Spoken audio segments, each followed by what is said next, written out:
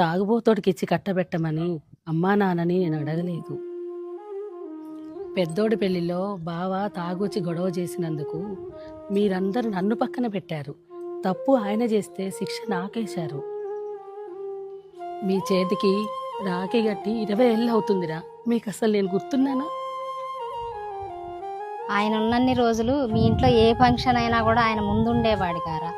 ఇప్పుడు ఆయన పోయిన తర్వాత నన్ను ఒక్కసారైనా పట్టించుకున్నారా మీరు? అక్క పరిస్థితి చూస్తే అట్లుంది, మీ పరిస్థితి చూస్తే ఇట్లుంది. మధ్యలో నేను ఎంత బాధపడుతున్నానో మీకేమైనా అర్థమవుతుందారా? నాన్న ఆస్తి పంపకాలు చేసినప్పుడు మనందరికీ గొడవలైనాయి. నాకు గుండె ఆపరేషన్ అయినప్పుడు మీరెవరైనా నన్ను పట్టించుకున్నారా?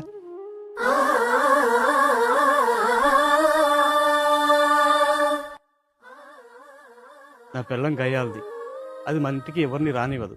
సరే, కానీ దాని మీద కోపంతో మీరందరూ మన ఇంటికి రావటం మానేశారు. ఇన్నాళ్ళు ఈ తమ్ముడు ఏమైపోయాడో కూడా పట్టించుకోలేదు.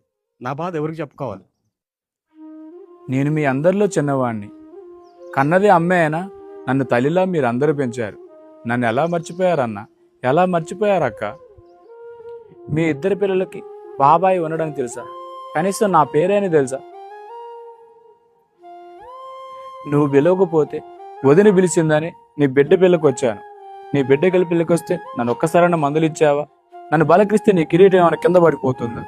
మా ఆవిడ నిన్ను బలకరేయమని నన్ను పంపిస్తే నేను పలకరిద్దామని వస్తే నన్ను చూసి కూడా ముఖం తిప్పుకొని వెళ్ళిపోయావు కదా అన్న. అరే ఏం మాట్లాడుతున్నావురా?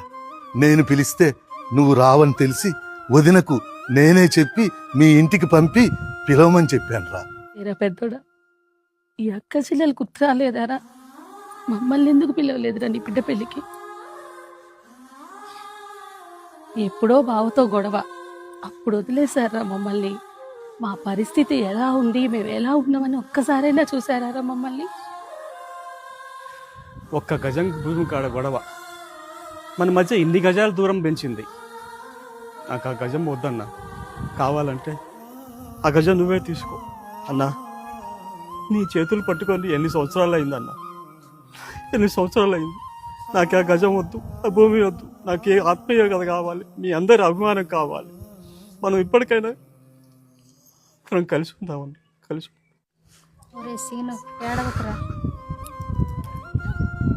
నన్ను క్షమించండి. ఆస్తి పాస్తులే గొప్ప అనుకున్నాను రా. అంతకంటే మనందరం కలిసి ఉండడమే ముఖ్యమని ఇప్పుడే తెలిసిందిరా. పంతాలు, పట్టింపులు, ఆస్తి గొడవలు ఇవి కాదండి జీవితం అంటే.